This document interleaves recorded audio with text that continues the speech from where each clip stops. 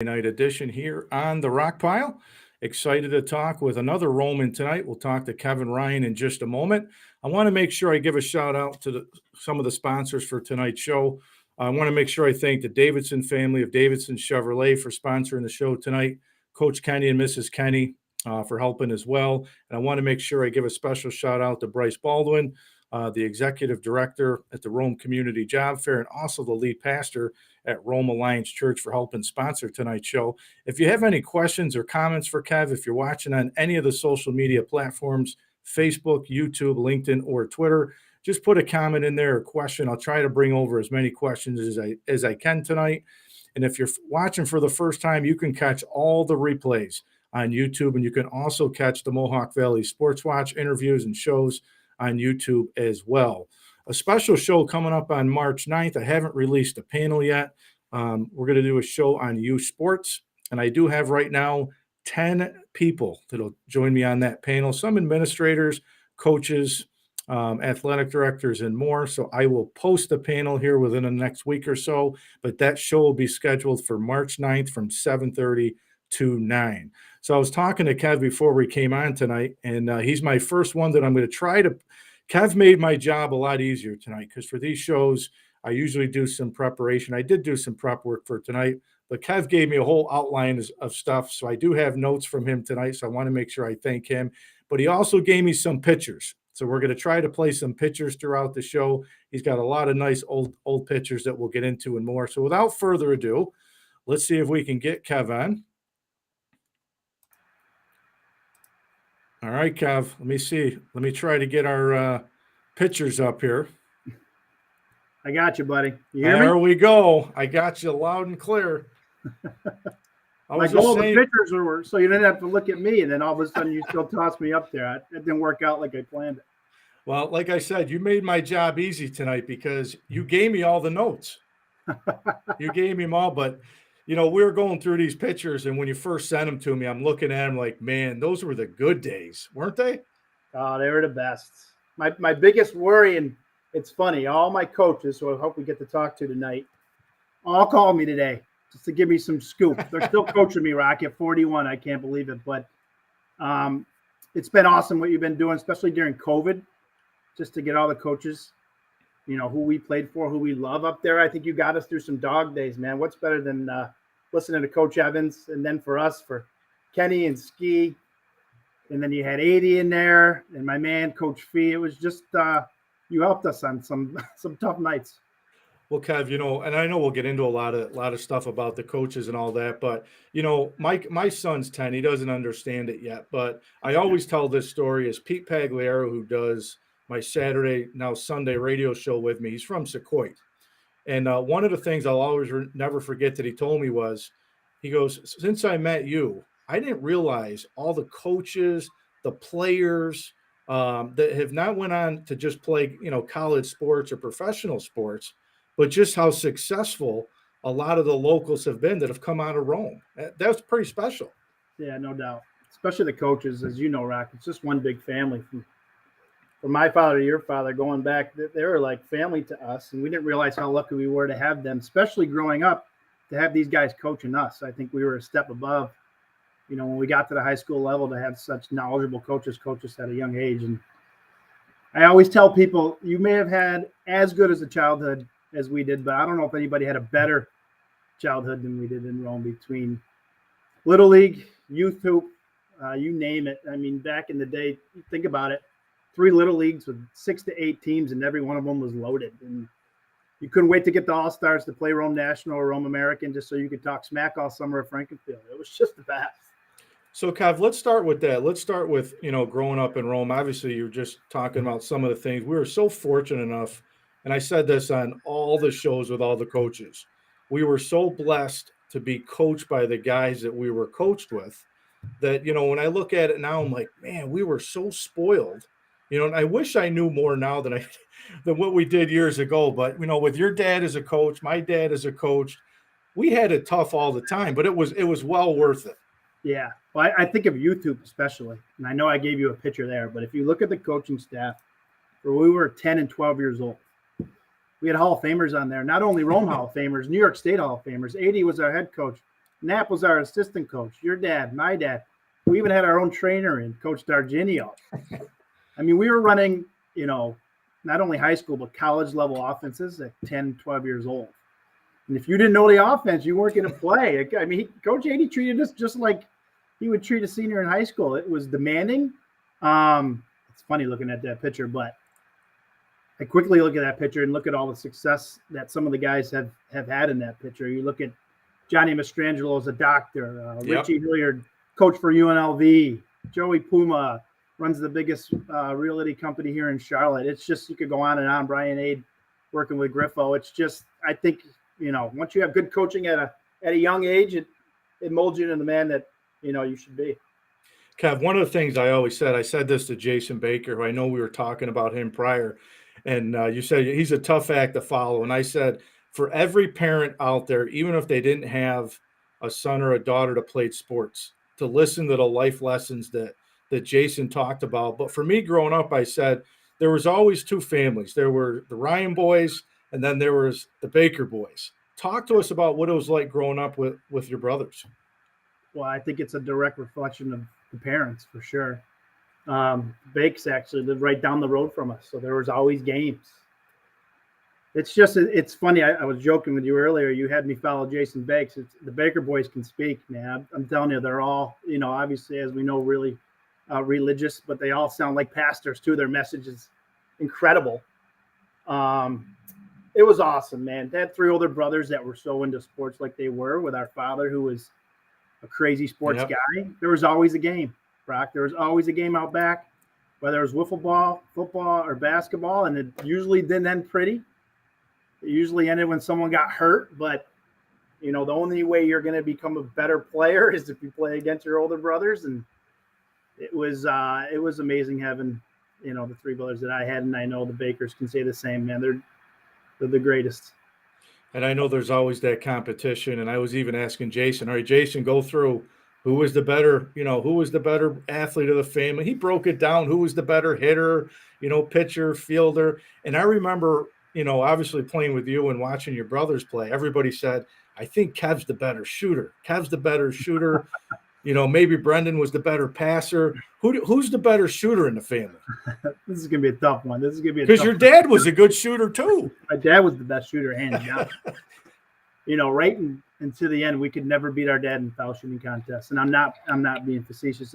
It's true. No matter, he let us go first. We would all hit our 7, 8 out of 10, and no matter what we had, he got one more. Every time. Better shooter. I think Brenz would pass the torch to the three of us on this one, because Brenz was a true point guard, and he distributed. Joey's lights out. We always give him the nod because Joey's the most consistent. Me and Marty are more streaky, but I always say numbers don't lie. And I broke all the records, so I guess I have to have it. But no, if we went out back right now, flip a coin between probably me, Martin, Joe for shooter. But quickly, if you made it a passing contest, Brendan would win that one pretty easy. I think there's always that sibling rivalry. I mean, my sister and I still to this day compete in everything we do, and my sister's got bragging rights on me because she always says she had the state championship, played on the undefeated field hockey team where the plaque is still outside the stadium. I got there, never won it. And I always say my sister was probably the best athlete in the family, but even like to this day, we're still competitive in everything we do. So for you guys now working together, how competitive are you guys still? You should see the golf course. It's terrible. They'll still try to get in my head like, I'm 12 years old, but nothing works for them on the golf course with me. So I got that one. But the competitiveness still goes to the workplace too. No one wants, we're in sales. So you're based on what you produce, and there's some jabs out there. If one guy's not, picking it up 1 month, hopefully the next month he does, but there's competition within. And our office is just a great environment. Obviously it's the four of us, but our office is big upstate New York, man. We hired all our buddies. We got some Rome and Smith Post legends. We got Mike Miles working with us. Mm-hmm. Jason McCordick working with us. We got Candace DeMayo, who's the wife of the great Jeff DeMayo from Oriskany, working with us. Yep. We got, as you know, the Westmoreland legend. Rube. Legend in his own mind, Ruben Santiago, working with us. Stevie McCordick from Oriskany. So we love upstate New Yorkers, obviously, but we love upstate New Yorkers that played sports too. It just there's an edge. You know what you're going to get, and we have a lot of fun in the office for sure. Kev, when you talk about, you're talking about Little League days and some of the coaches, I look back and say, okay, so we had your father, we had Pete Suma, over at Kiwanis, we had my dad, we had Mike Davis. We had a lot of giants in Little League. And now, like you said, we couldn't wait to get the All-Stars to play, Bert over at Rome National, had the Rome American, we always battled. Now there's only 3 Little League teams. I know. And just to add to more names to that, when I wrote these down, because there are so many great coaches, Grieco, Vitalone, your dad, Mr. Belanger, who was better than playing against Fireman with that energy. He's the best. But, I mean, Coach Davis was running complex, Yeah. He was legit, and your dad was legit, and everybody was legit. But I remember my dad would give you a few phone calls before Little League games, wouldn't he? Yeah, we were talking about that. I said, my dad always used to say when I got home from school, go check the voicemail. And it was always, Rock, Coach Ryan, be ready for the green machine tonight. And I'll say this, I think your team, I think the toughest out for me was probably pitching to Joe Suma. I never can get Joe out. But your guys' lineup with you and Matt, the 2 lefties at the top of that order, your guys' lineup was brutal. Yeah, you're younger than you. We wish we got a crack at you the next year because we were loaded. My dad was smart. Every time he drafted for BFW, he thought years ahead. So he drafted us all at 9 years old. Eddie Harp, Matt Mativ, and myself. Yep. All 3 of us played Division I. And he knew when we were 12 we were going to be really good. So my brother's team, Brennan, was loaded. He would beat up on you guys that were younger. And then Justin Davis's crew took over. Yep. And you and Joey Suma took over. And the torch was just passed, and it was all about who had the best pitcher and who was loaded with 12-year-olds in Federal if you were going to win the league for sure. Yeah. And I think it was always Oswego. Wasn't it Oswego American or Oswego National? One of the Oswego teams we always had a battle with. And but some of the parties that the parents we used to have after the games. But the best thing, so I got a picture of your dad up at the basketball. And, of course, we're still talking about the youth days. But talk about people. My son doesn't get it because I went to school at Fort Stanwix. And I always say we didn't have an elementary team when I was at Fort Stanwix. So I had to play on the New York State School for the Deaf, but the same as Senior League. And my son doesn't believe me when I say we had a pretty good team. Great team. But how competitive was that league? It was a great story. My dad started that league in our basement on George Street. It was him, my Uncle Dennis, who coached you. Yep. And the great John Della Contrada.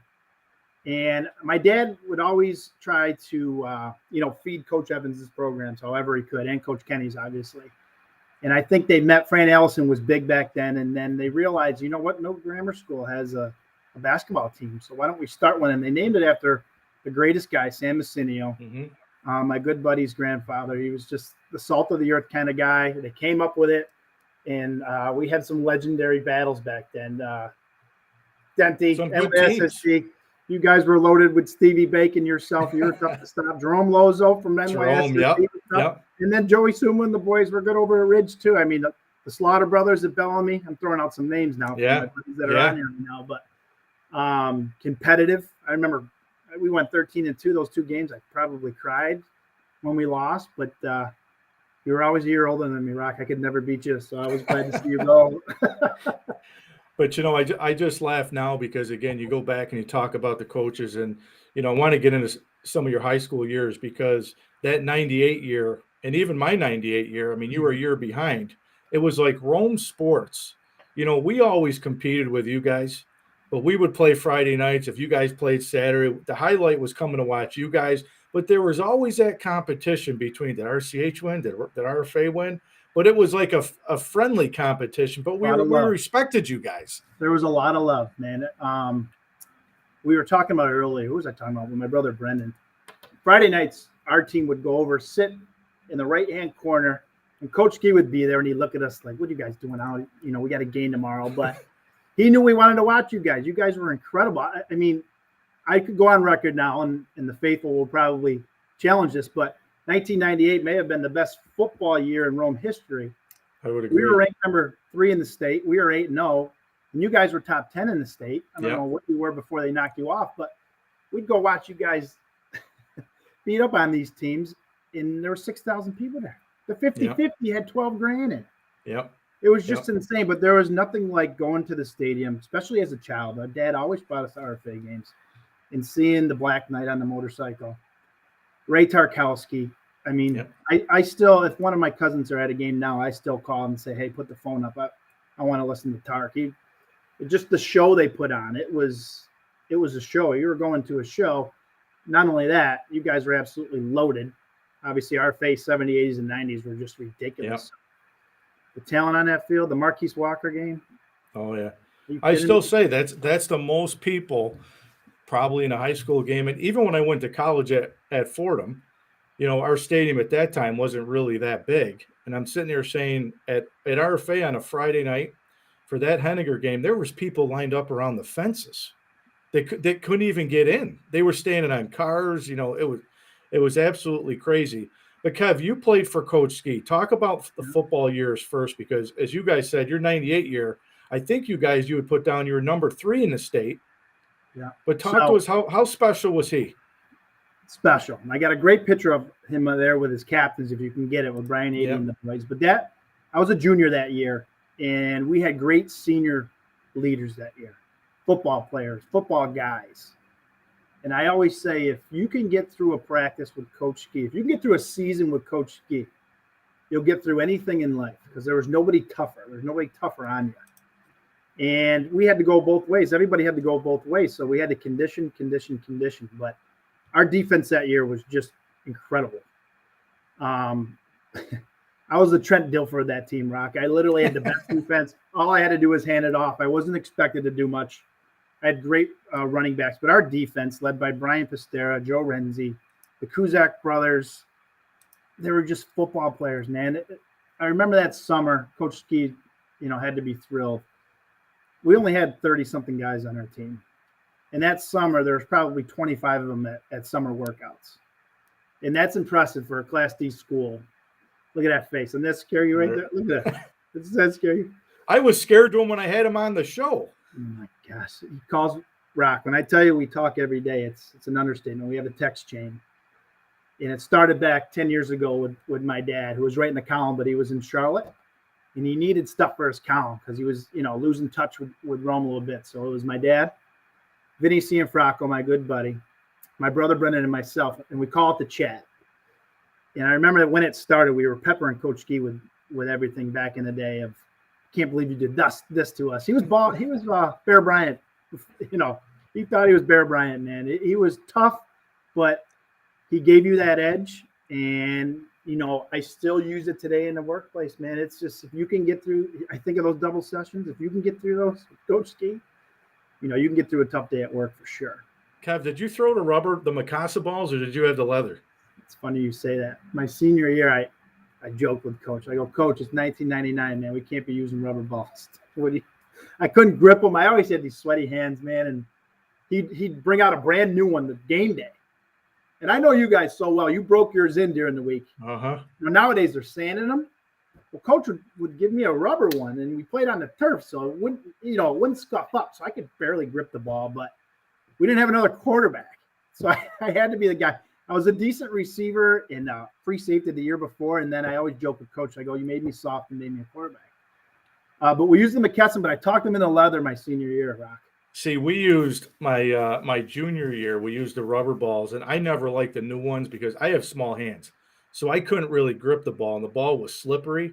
So Coach Hoke used to laugh because I used to like the old beat-up rubber balls that I could grip. Now, we didn't throw. I don't think we threw it nearly as much as you guys probably did, because we ran it quite a bit. So I didn't really care if I had a wet ball or not. But my senior year, we finally went to the leather balls, and now it's like you go to all these schools now, and you look at high school. God, the equipment they have now is like ridiculous. Yeah, it's unbelievable. One great thing about Coach Key is we had the best of everything all the time. Where he found the money, I don't know. My dad was a Booster Club president. We did some extra bottle can drives, but we had the best pads, the best helmets, the best uniforms. And I know we didn't have any money to afford that stuff, but he always made sure we had the best of the best. We got to play at RFA. He bussed us over there that night. We worked hard for him, but he rewarded us too at the same time with, great team room and stuff like that. Kev, I know there's a lot of lessons from Coach Ski. Is there one that stands out the most to you that you learned from him? I still learn him every day. He still thinks I get yelled at every day by him, literally. That we still don't know anything. But I would just say it's perseverance, man.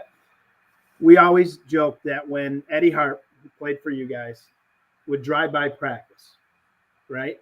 Think about this now. He had to finish your practice, put his pads away, shower, get in his car, and then drive past RCH, right? We knew that we still had an hour left to practice when Eddie Harp drove by and started beeping to us. So I'd be perseverance. We were out there in the worst weather ever. We had to tough it out. He wouldn't even let us take our helmets off for water breaks. I would drive by your practices, and Kelly's watering you guys down with water all the time, and you're getting massages out there. Not coach. We couldn't even take our helmet off. So it's just he's old school, and we love him for that. Yeah, he was fun to talk to. And Kev, how about there's a couple coaches I wish I could have had a chance to play for Coach Ski, Coach Fee, all those guys. But I always say for me there was two coaches I wish I had a chance to play for. I missed out on playing for Coach Evans, at RFA, and I wish I would have had a chance to play for like Coach 80 in high school or Coach Kenny. Those were the three guys for basketball. I wish I had a chance. Now I will tell you, Coach Kenny tried hard to get me to make a switch in high school. I'm sure my dad was part of that. Your dad was trying to recruit, but I really wish that I had an opportunity to play for those guys. What was it like to play for Coach Kenny? The best. I love the guy. He's another one. All three of them, we got treated like a college program. Kenny was the best, man. All I can say is Saturday practices were 3 hours long. He would give me money to go get donuts before practice. He'd always ask for the change. He would treat us to wings and pizza, and then he would work us as hard as he could. Practices were intense. He would prepare for Oppenheim the same way he'd prepare for New York Mills when he knew we were going to blow him out by 40. He was never satisfied. When you have coaches that are never satisfied, they always get the most out of you. And we just looked the part, man. He's a disciple of Coach Evans. So when we traveled, we all had our ties on and our coats on. We had travel bags.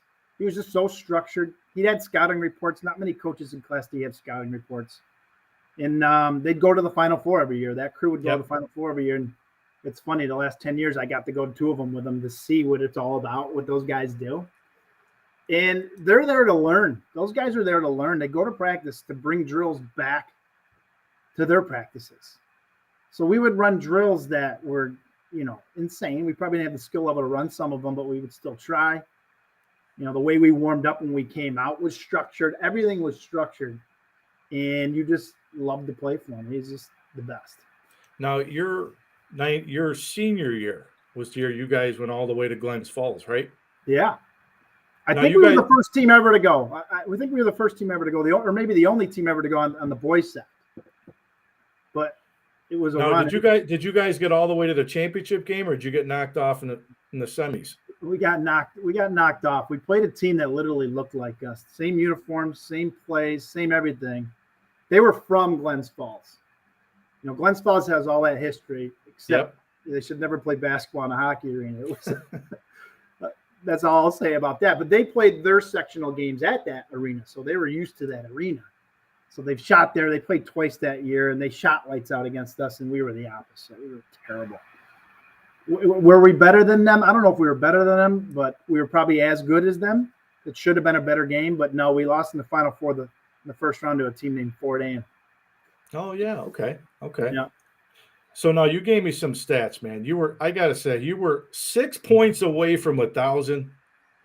That's how bad we shot that day. Couldn't you got Coach Kenny have found you 6 more points? He tried, but it was such a bad shooting day. I couldn't shoot it anymore, man. I was nowhere near the rim. Even the layups were bouncing off. It's funny. It's a tough one. Like if you have 1,004 points, they call you 1,000-point scorer. But if you have 996, they don't call you 1,000-point scorer. So it keeps me up some nights. I wish I had 1,000, but it was a bad game. It's one we'd like to forget. We all played bad. It wasn't just me. We'd love to have. There's 2 I'd love to have back, and that's certainly one of them for sure. I always said that I think Coach Kenny, I mean, I think he could have coached 20 more years, Yeah. than what he did, or he could have been a really good college coach. But one of the things I always used to like, and I still like this now, if I go to a basketball game, I like to sit and during a timeout and I watch the coach. I listen to the coach, whether it's drawing up a play or just how they communicate to the players. But I remember coming to some of your games and sitting behind the bench, and I would just watch Coach Kenny, and every one of you guys that were sitting down, everybody looked at him. It Yeah. was almost like if you didn't look at him, he knew it. Yeah. But you guys were so locked in on during timeouts and stuff, and I think that shows the amount of respect that you guys had for him, throughout the season. Well, that's the word right there, respect. I grew up like you did, Rock, being managers of all these great teams, your dad's. For me, it was the great teams of 80 and Kenny. And their teams in the 90s, my brother's teams in the 90s, the early 90s with Keith Quick and Timmy Benny. Oh, yeah. And then my brothers and those guys were so good. It was just awesome to watch. They made great runs. Those teams were so solid. They played in Class C back then. Who knows, they could have won it in D maybe if they were down that year. Mhm. But respect's a big word, man. He demands it from you, but it's not like he's telling you, hey, respect me. You just do when you walk in the room. It's just, he's got a great presence. My dad nicknamed him the Professor. He looks the part. He always dressed to the nines. It's just, he was just great to play for, man. I love the man. And how about Coach Fee? Flip it over to baseball. And Everyone's got a coach that they would run through a wall for, and that's my guy right there for sure. There's two games I wish we had back. One, my junior year football team. We were the better team when we lost to Richfield Springs. I don't know if you were at that game, but West Canada was number 1 in the state. We were 3 in the state. And we were probably 3 touchdown team better than Richfield was, but we played, it was 27 degrees, couldn't feel my hands. We lost to a 37-yard field goal from their nose guard who wore a neck roll. We lost 3-0, and that was to go play West Canada. The other game I wish I had back was with Coach Fee. My senior year, we were number 1 in the state, by far the best team in D. But the thing about baseball is, you have one pitcher, you're done. The best team doesn't always win in baseball. And we had such a good staff that we didn't really know who to pitch when. We won our first game like 21-0. And then we played a school we weren't familiar with. A Syracuse school came in. Bishop Grimes came in. And he didn't know who to pitch. We didn't know who to pitch because we were all the same. Mark Solomon, Jeff Morat, myself, and Petey Raymer, we were all the same guy. And they knocked us off 4-3. And I'll never forget it. Me and him sat in the dugout probably for an hour afterward. It was just the two of us, and it was just in silence. Like, man, did we just let this one go? And to make things even worse, the team that won sectionals that year, Hamilton, we beat 17-0 in the regular season. Grimes had that one pitcher. He couldn't pitch the next game. They got crushed. And the rest is history, man. I'm 41 years old. I know you're not supposed to relive your high school days all the time, but when I do, and my teammates will tell you, man, and me and Coach Fee talk about all the time, like, that's the one I wish we had back, because we would have had a ring that year. Definitely a sectional ring, and who knows what would have happened after that. But baseball. When you look back on your high school career, because everybody always asks me, you do have any regrets? And my one regret I have is I didn't play basketball my senior year, because I was like, I'm committed already to go play football. And, I was going to be on a scholarship. I didn't want to get hurt. I wanted to work out. And I look back at it now and I'm like, man, I really wish I would have played hoops, because I feel like I let everybody down. We were close to making sectionals, and I played with all those guys from the time we were 5th and 6th, all the way up, and here I didn't play. Do you have anything you look back at you wish you could have done different? I wish Coach Ski had a golf team in the fall, so I didn't have to play football. I have to be a golfer. I can't say I do, Rock. I mean, we had such good teams when I was there. I was so lucky to have, really, really good teammates, and we were competitive in every sport. And I was able to play 3 sports. Class D lets you do that. I can't say we have any regrets except the losses, man. I wish I got my boy Fee a ring, and I wish we got Ski a sectional title that junior year. And I know, we had probably one of the best football players in the city playing on that team, in Joe Renzi. And I always laugh with Scotty Schiebel and Gualtieri. I go, boys, if Renzi was over at RFA, you probably wouldn't be starting. He would have for sure started for us. The kid was incredible. He was 6'2", ran like a deer.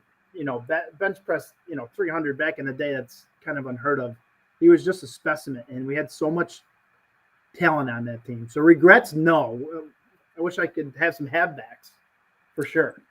Now, Kev, baseball, we can't skip some of your high school without talking about Coach Abone and what the Abones meant to you too, because obviously you played on that state championship team.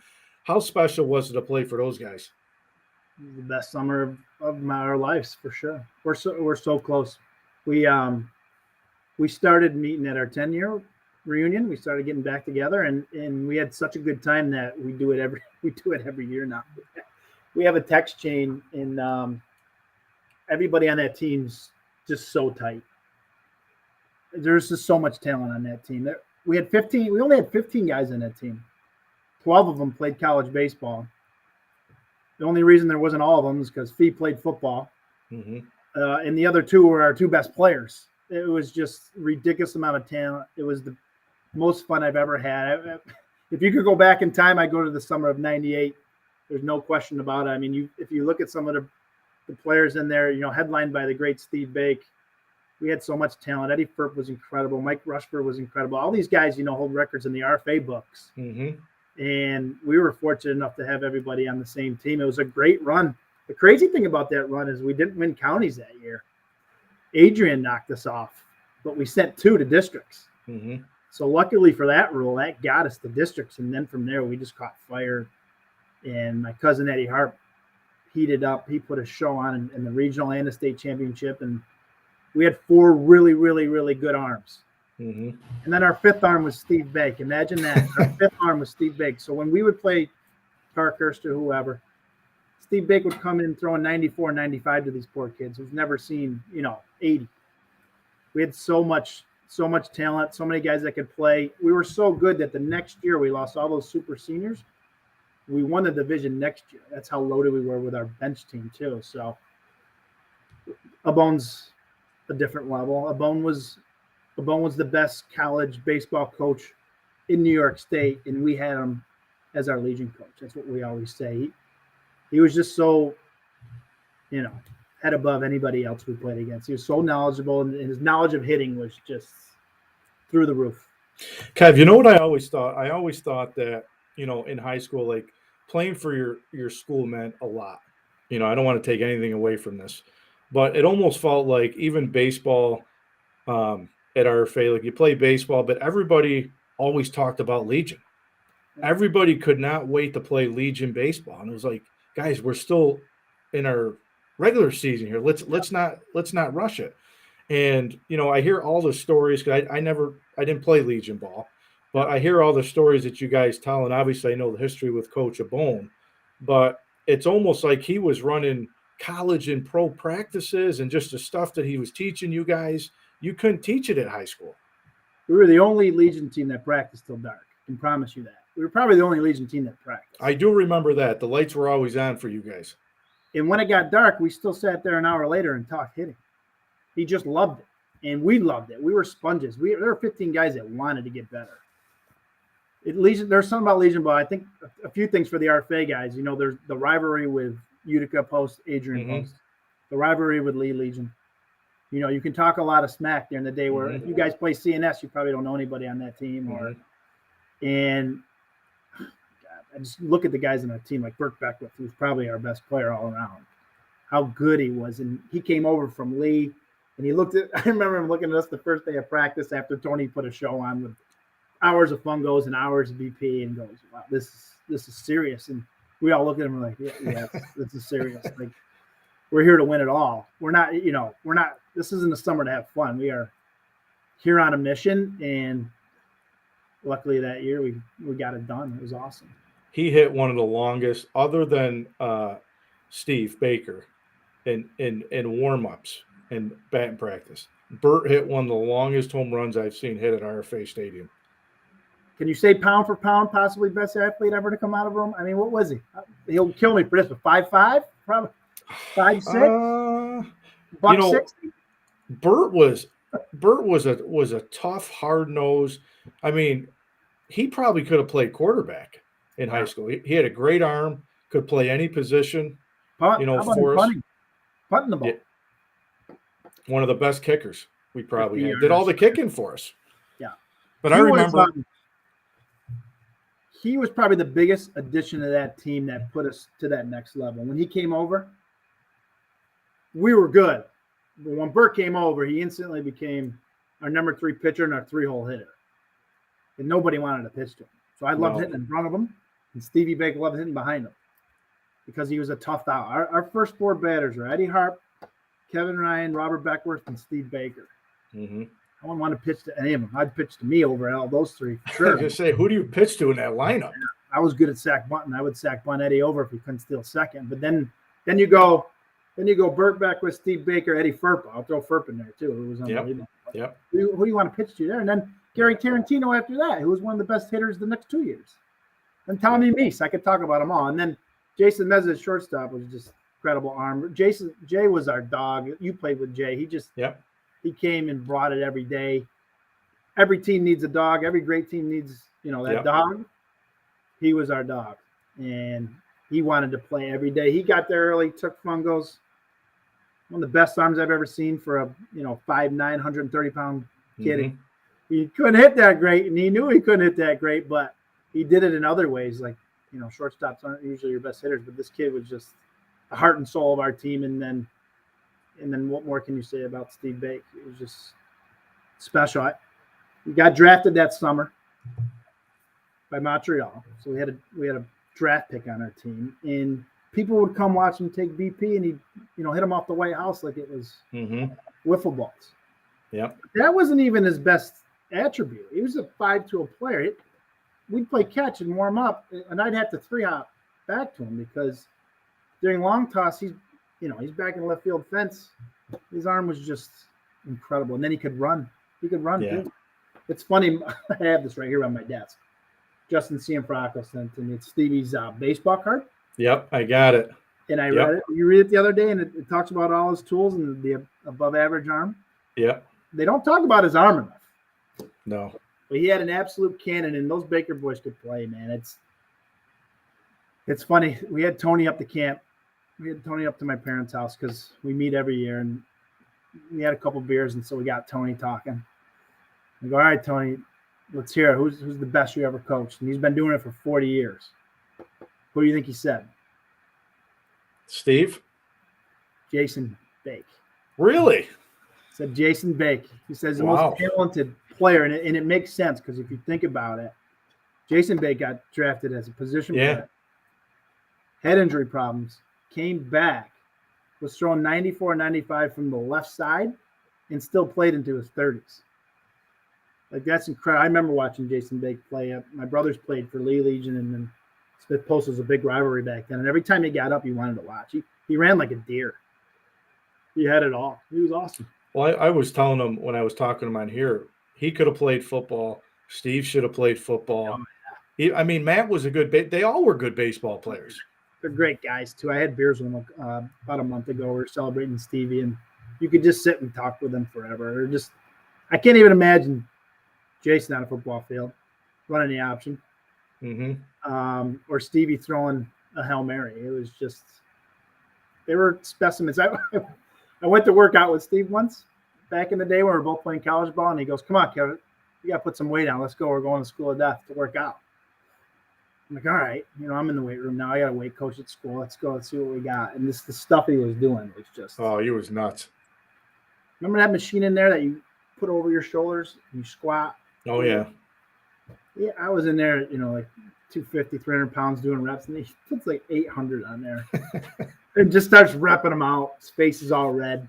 I told Jason, I said, one of the things I'll always remember was when I was in school, like on a Friday or Saturday night, a lot of time we didn't go out and we had our fun in high school, but I would go to the deaf school and play pickup games with his brothers, his father. That was some of our Friday and Saturday nights was spent shooting baskets and playing at the deaf school. Played in a couple of those games. And you were there. Gordon's deadly. Yeah. Gordon's deadly. We played in one of those games, and it was before Jason was going back for spring training, and he turned his ankle, and I remember you could hear a pin drop. because it was one of his big years, and he had to go back to camp with a sprained ankle, and tell me he was playing basketball. But the School of Deaf was a big part of my life. My uncles, we had a Saturday pickup game there, and my dad would bring us there from as far as I can remember, and literally me and Brendan would shoot on the side hoops or go play with the gym equipment, and then my uncles would just go at it. Mm-hmm. My uncles were studs, man. They're Westmoreland legends, all of them. My uncles are 6'7", 6'6". Yep. I'd always joke with my dad, like, we got the short. Well, come on, Dad, you're 5'10", and Uncle Ed's 6'7", but they could all play. I think I got the family picture. One of them I sent you. I got the family. I was gonna say, I think there's one on here. Yeah, they were all MVPs of their league their senior year. How cool is that? My Uncle Jack hit a game winner to win the league. Is this it? This is it. Yeah, those are all my uncles right there. Look at that hair. I'll have to move it over so I can get everybody. Yeah, there's Uncle Jim, who's arguably one of the best, the top right. There's Jack in the middle, who was incredible. My Uncle Tim, who's the closest in age to my dad. And then who's to the left of him? It's Uncle Dan. There's your coach. That's Dennis.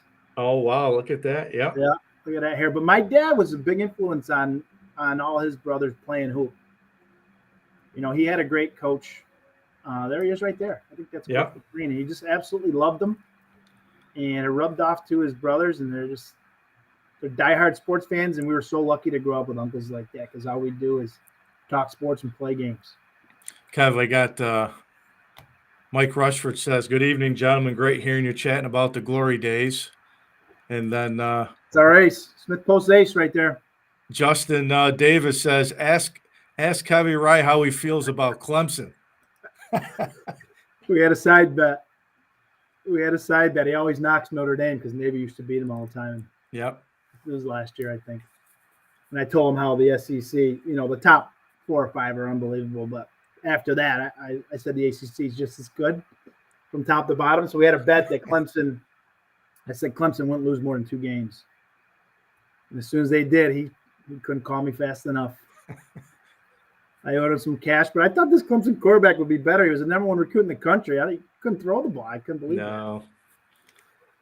Yeah. Kev, so talk to us a little bit about, so you have a great high school career, and then you go to St. Bonaventure. Was it always St. Bonaventure for you, or were there other schools that recruited you for baseball? It's funny you say. No, I was ready to go to Lemoyne with Eddie. So Eddie was an early sign at Lemoyne. And I remember after Smith Post 98, we had a ton of exposure. Everything's different now with AAU and Empires and stuff like that. But Tony didn't like us to play Empires because he said, if we make a run, you're going to get seen. So, And he was right. When we went to the state tournament, every college coach was there. You name it. And I got a lot of looks because of it. I had a good tournament. I had to narrow down to Lemoyne, St. Joe's and PA, and then St. Bonnie's. And I was ready to go to Lemoyne. And I remember, my mom pulling me in the room saying, "Why don't you go visit St. Bonnie's this week? There's a home basketball game or whatever." And I knew all about Bonnie's, obviously. I go, "Yeah, Mom, but they're not offering scholarship money." It means a lot to me that they're offering me scholarship money. It's just something I had in my head. And literally 3 days later, Coach Sumber called and goes, "Hey, our ace is going to get drafted. I have money for you." I'm like, "Oh man!" So you tell me I get scholarship money and I get to go to school with my brother Brennan, who was a senior. And it helped that year the Bonnies were loaded. Their basketball team, this is. It's a basketball school. And I went to a basketball game and had so much fun. And I remember coming back being like, "Man, this is too fun of a school. Like, I don't know if I'm making the right decision baseball-wise at the time, but I'm going for it." But at the end of the day, I definitely made the right decision, man. Bonnies, you know how much we love them. I was going to open up the show with the box score of Fordham Bonnies last week, but I didn't want to get kicked off the show. But listen, Fordham hoops, I'll say this. Now, obviously the Bonnie, Fordham can't touch Bonnies and hoops. But Fordham years ago was in the Patriot League for basketball. When they were in the Patriot League for hoops, they would go to the NCAA tournament a lot. So they moved out of the Patriot League, obviously now in the A-10. When I was there, they had Bob Hill. So you remember Bob Hill was the Spurs coach. That Fordham team was good, too. That Fordham team was good. Yeah, the Fordham team when I was in school was pretty good, and now they They got a new coach this year, Kyle Neptune, who's from Villanova. Who They're on the up. For them winning 10, 11 games is, it's a big thing. Did they ever recruit you for baseball? Not Fordham. Nope. There's another funny story there, though. Our number one recruit my year for Bonnie's was this stud, Bobby Kingsbury. That's why the kid was a complete stud, and he was going to go to Bonnie's. And he backed out to go to Fordham, which ended up being a blessing for me because the kid ended up being a 2-time A-10 player of the year and got drafted in the 5th round. And I would have had a hard time playing over him. But I have one of my best hitting weekends down in Fordham. We play on your football field. Yep. So left field had the big bleachers. Yep. So you felt like you were playing in Yankee Stadium. You go into Fordham, man. Let's talk about that, by the way. You drive in there, you're in the hood. And then all of a sudden you take a left and it's the most beautiful campus. They changed it up now. Baseball still plays there, but baseball's got a little bit of their own field now. Obviously, the football stadium when I was there was a grass field. Now it's turf, and they added some seats. Yep. But people always would say, like, there's a school in the Bronx, and it's like when you come on camp, it's a beautiful campus. Yep. But I was always told when I got there, you got to go right. Don't ever go left at night. Because if you go left, you're on downtown Fordham Road. You're in a bad neighborhood. But, Kingsbury was great. And I'll tell you, I remember watching those guys play because I was like, let me go see, these guys. Some of them were so little. He wasn't a big kid. He was a skinny guy. Wiry. I'd say it's like 6'1", decent build, but he had all the tools. The kid was incredible. We could never get him out. Did he ever get drafted? Oh, big time. Like fourth round. Yep. And he played for a while for Pittsburgh. He made it up to AAA. He never got to the show, but he played for a while. He was a Pennsylvania kid, I believe. Yeah. He was. Yeah. So, Kev, you had a great career there, though. It took 2 years. I went in 5'11", 149. So physically, I wasn't ready.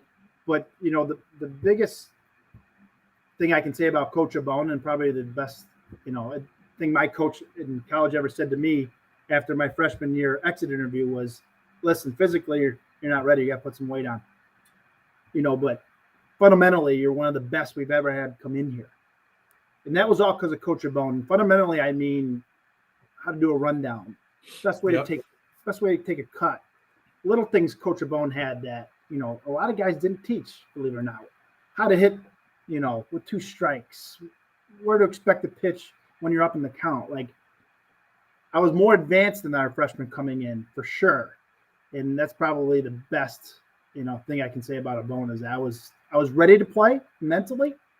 And then finally my junior year, I remember I thought I was going to start. I had a big summer with the Indians and I didn't start. We're playing Boston College down in Florida. And I was really, really bummed. And he pinch hit for me in the 5th inning. And I hit a double to the wall and I never came out of the lineup after that. And we had a big junior year. We won the A-10. The A-10 was loaded that year. We sent 2 teams to the World Series. And it was just an awesome team. We won the A-10 East, and we lost 2 heartbreakers in the tournament, 3-2 and 5-4. College sports is a different animal, though, Rock, as you know. It's a business. Well, Kev, I'm doing a youth sports show here in a couple weeks. And, one of the things I always tell people around here is I said, it takes a special person to play college sports in general. I don't care at any level, right? Division 1, 2, and 3. You were fortunate enough. I was fortunate enough to play at the highest level. And people don't understand is that when you go play, take where you played, where I played, everybody on the team was at All-Star in high school. Yeah. Everybody was All-State. Yep. There's a very small percentage that can play at that level. And it's not knocking the kids that can't, but it's a job, right? It was 4 years of your life that was from sun up till sundown. You lived it. It's 6 a.m. lifts. Yeah. Walking across St. Bonaventure campus when it's 10 degrees. It's not for everybody. And that's where it goes back to Coach Ski, where if you can get through Coach Ski's season, I could get through this. And I always told myself that. We went in with 14 freshmen, all studs, obviously, best players of our high schools. We only graduated 7. So we lost half of them. They just, for whatever reason, they couldn't cut it. They left. It's a commitment. It's a big commitment, but not only during season, but off season. I mean, during season, you're hardly in class with baseball. We play 50-something games, so it's tough to keep up with schoolwork. We had tutors on the road with us. But the toughest part really was with Coach Fisk, my weight coach. He had to work with guys like me where he had to make, put some pounds on. And those 6 a.m. lists, man, especially after a night out, Oh, they suck. they're no fun. There'd be times we would go and work out at 5 a.m, and there were kids just coming home from being out that night. They're coming home 4 or 5 o'clock. They're stumbling, hammered, and here we are going to the turf for conditioning. And we're like, someday when we graduate our senior year and we're done, I want to be these guys walking back to the dorms at 4 o'clock in the morning. But that was our life. We did it for 4 years, and I'll never forget. My mom and dad always said this. We used to go to Franklin Field. Brian 80 and I would ride our bikes. We'd ride our bikes. We'd get there 8, 9 o'clock in the morning, and we wouldn't come home till 4 or 5 o'clock at night. And I always tell my kids, you guys don't know what it's like, because my mom and dad said that was my job. Yeah. That was our job. I always wondered how a regular college student did it with all the free time. Mm-hmm. I remember we only had probably a month off, and when we did, we're sleeping until noon, and then okay, we can sleep into noon. What do we do from noon to 4? Like, the free time is just incredible as a college kid. And part of me's lucky that I played baseball to have that structure. We had mandatory study hall. Yep. You name it. But that month off, I'll never forget. That month off where we didn't have any, it's crazy. It's like, whoa, this is what it's like to be in college. And it was a good time. So, Kev, the last few things I wanted to get into with you, obviously you talked a lot about your dad and the different things and all that he was a big part of, obviously, your life and Rome Sports Hall of Fame. I mean, you talked about everything. Talk a little bit about your dad growing up. We both grew up with dads for coaches, and sometimes that's not always easy, right? But talk to us about your dad. How special was it growing up with a guy that was so involved in sports? Yeah. Well, with my dad, it was easy. That was the difference between my dad as a coach and other dads as a coaches. My dad was never tough on us, man. When we had a bad game, we'd sit and eat dinner afterward. He'd always find something positive that you did during the game. Never said, hey, you should do this or you should do that. But my dad would leave the house, run a business from 8 to 5. Yep. Go coach St. Peter's from 5 to 7. Run Marty and Joe and Brennan over to Fran Allison from 7 to 9. Come home and do it again. And the best, thing I can say about my dad is what you see is what you get with my dad. He's as genuine as it gets. He cared. And I think that's shown, when he passed at calling hours, we had buddies and players of his flying in from Texas, from Detroit, from Maryland. And they all had a story about my dad, what he did for them when they were little. My dad was so great at, if he saw you in Price Chopper, he'd come up to you and tell you a story about what you did back in Little League or back in Youth League. And I the story with him writing the column is kind of a cool one. I'll never forget it. I think it was 1995. We're at the dinner table, and he goes, "You'll never guess what just happened to me today." I'm like, "What, Dad?" He's like, "Carl Eilenberg wanted to know if I wanted to write a column for the Rome Observer." And we just start laughing. I'm like, "Dad, can you write?" "I don't think you can write. Can you write?" He's like, "No, but I think I'm going to do it." My dad, and there was no better person to do it because my dad knew everything about everybody. Going way back, he coached them. He went to their games. I mean, he was the guy that called Eddie O'Brien and won every trivia quiz. Yep.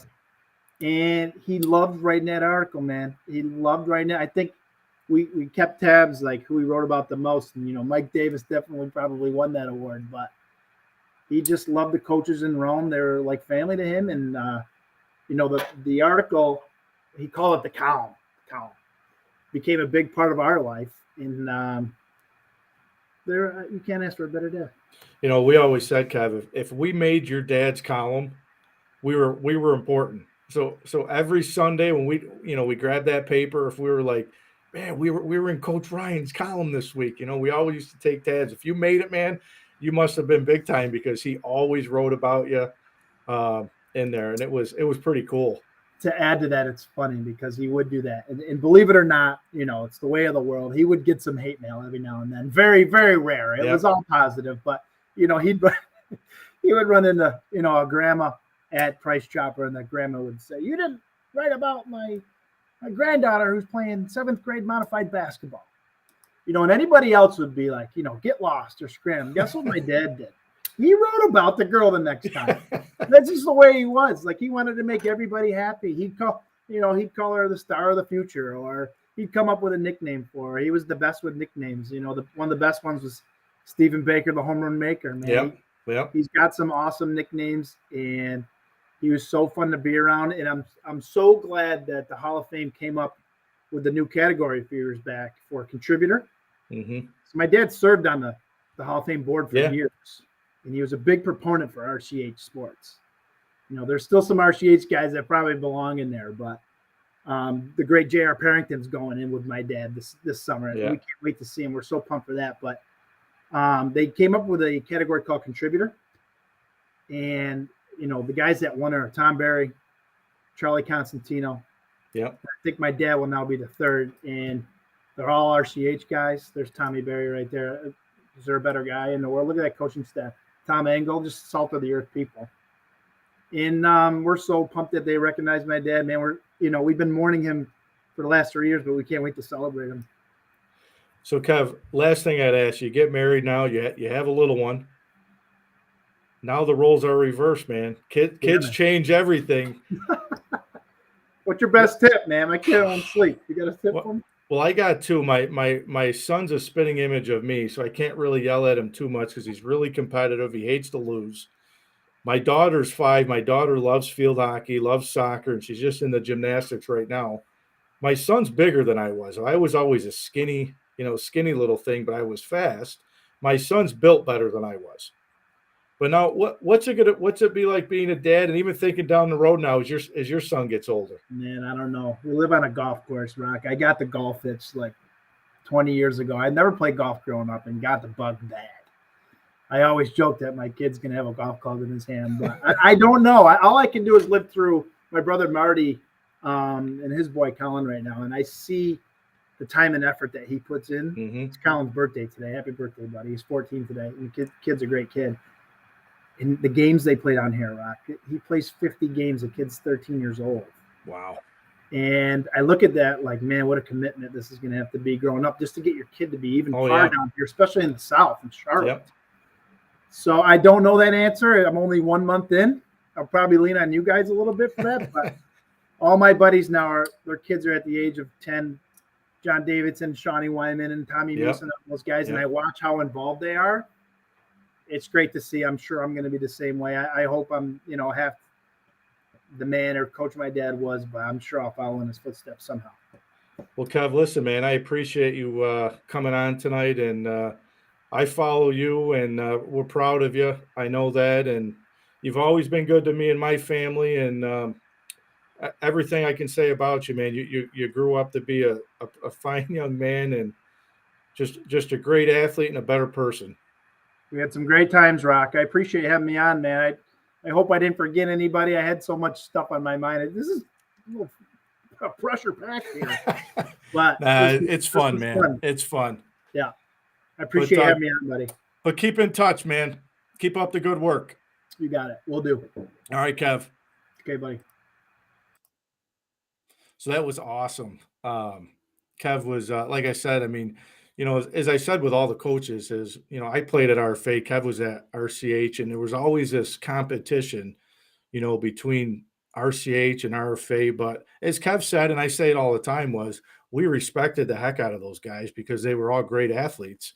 And there's always that thing, would this one have played at RFA if he was, came over here, or, the RCH, and vice versa. We just always went back and forth.